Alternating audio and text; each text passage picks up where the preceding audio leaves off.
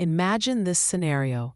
The most formidable leader, an alpha king, succumbs to a sudden, agonizing collapse, his eyes reflecting an unsettling madness. And the singular individual capable of intervening? The unassuming, often overlooked janitor who meticulously cleans his office each night. Her intervention relies not on conventional medicine, nor on ancient incantations, but on an inherent, astonishing capability she herself was unaware she possessed. This narrative transcends a mere anecdote. It serves as a compelling testament to the notion that profound power frequently resides in the most improbable of places, patiently awaiting the opportune moment and the right individual to be fully realized.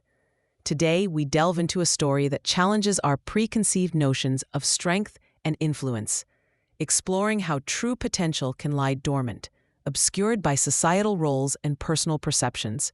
Her name was Maya. To the vast majority, she existed as little more than a fleeting shadow, a hushed presence within the expansive corridors. She was the janitor, the diligent individual responsible for tidying the spaces left behind by others, a figure easily forgotten, perpetually on the periphery. Yet Maya carried a profound, unspoken burden. She was, by birthright, a wolf, but one deemed defective, ostracized by her own pack many years prior because she lacked the fundamental ability to shift, to transform into her lupine form like her kin. This perceived deficiency left her feeling fundamentally flawed, utterly without purpose, a spectral presence among the living. Her existence was characterized by its quiet predictability and an pervasive sense of solitude. Her nights were spent methodically pushing a cleaning cart through the polished halls of the city's tallest skyscraper, the very edifice where the Alpha King, Kiran, held his formidable court. Kiran embodied everything Maya was not. He was immensely powerful, universally respected, and widely feared. However, in recent times, an unsettling anomaly had begun to manifest within him. Maya had observed it, and more significantly, she had sensed it. He would experience abrupt, terrifying blackouts, episodes during which his inner wolf would erupt into a wild, dark, and profoundly unnatural rage. The very air surrounding him would perceptibly thicken with a sour, metallic aroma, a scent that, remarkably, no one else seemed to detect. But Maya did. Her olfactory senses operated on an entirely different plane. She possessed the extraordinary ability to interpret scents with the precision of reading a detailed manuscript, discerning every chemical compound, every nuanced emotion, every concealed truth. And she knew with an unwavering certainty that this phenomenon was not a natural occurrence. Someone, she concluded, was deliberately orchestrating this affliction upon him. What Maya remained oblivious to was that her supposed defect was in fact a latent, extraordinary power.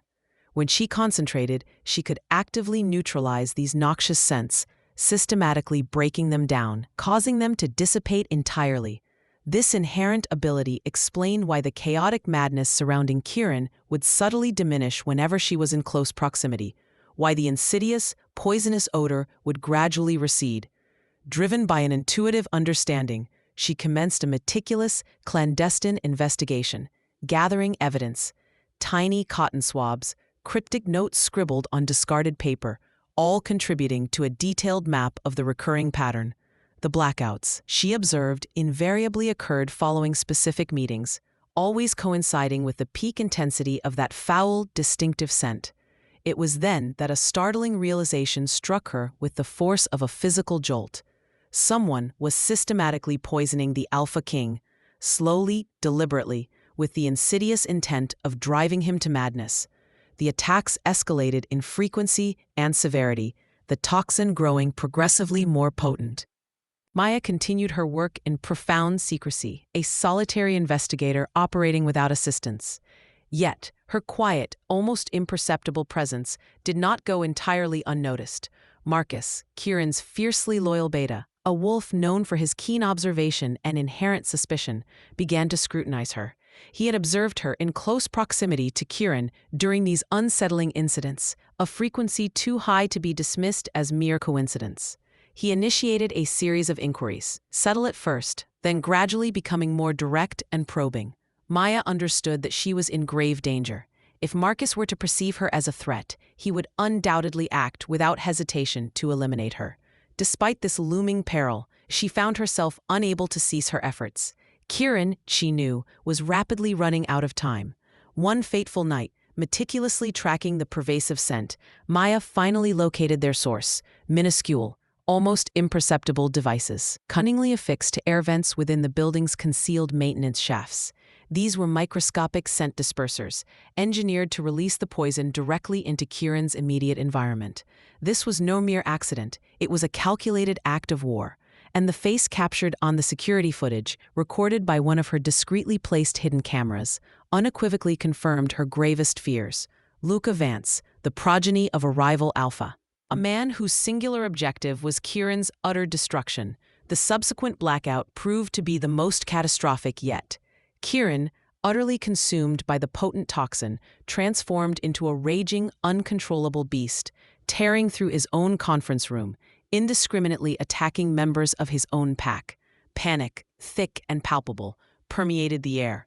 No one present possessed the capacity to restrain him. But Maya did. She surged directly into the heart of the maelstrom, her mop clattering loudly to the polished floor.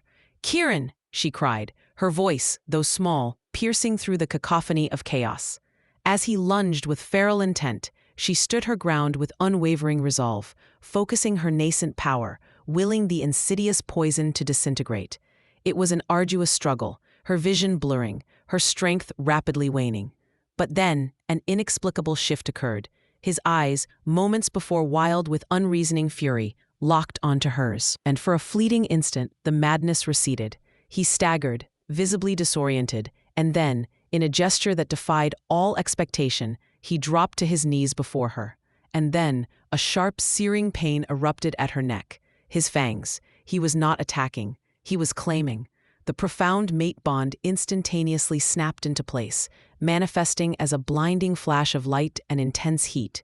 Her power surged, amplified 1,000-fold, incinerating the last vestiges of the poison from his very being and from the surrounding air. He slumped against her, trembling, his eyes clearing, now filled with a stunned recognition and an undeniable, profound trust. She felt the full spectrum of his emotions, his terror, his overwhelming relief, his absolute certainty that she belonged to him. And for the very first time, Maya felt truly seen, truly powerful. A profound silence descended upon the room. Marcus, who moments before had been poised to attack her, stood frozen, his jaw slack with disbelief. "She is neutralizing him," he whispered, his voice barely audible. "She has been doing it for weeks." Maya, still trembling, but now remarkably composed, held aloft a small flash drive.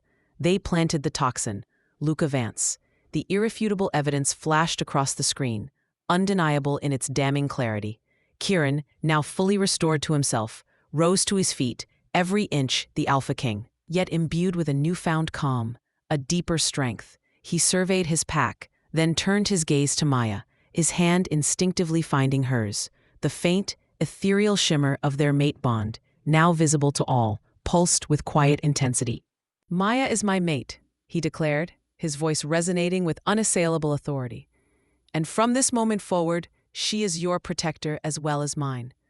You will treat her with the respect she deserves, or you will answer directly to me." The pack, once dismissive of her presence, now bowed their heads in deference. The invisible janitor had, in an instant, become their Luna, their queen, their utterly unexpected savior. Yet the conflict was far from concluded. The rival pack, enraged by their thwarted scheme, launched a full-scale assault. This time, Maya did not retreat into the shadows.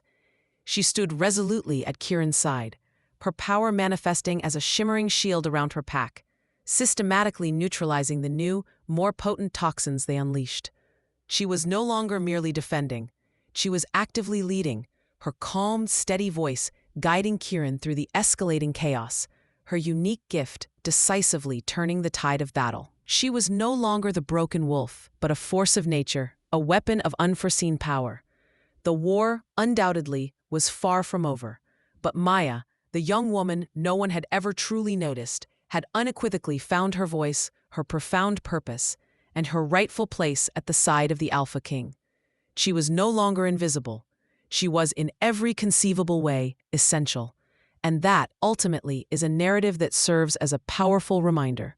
Sometimes, the most extraordinary strengths are concealed in plain sight, and the most profound connections can blossom in the most unexpected of circumstances.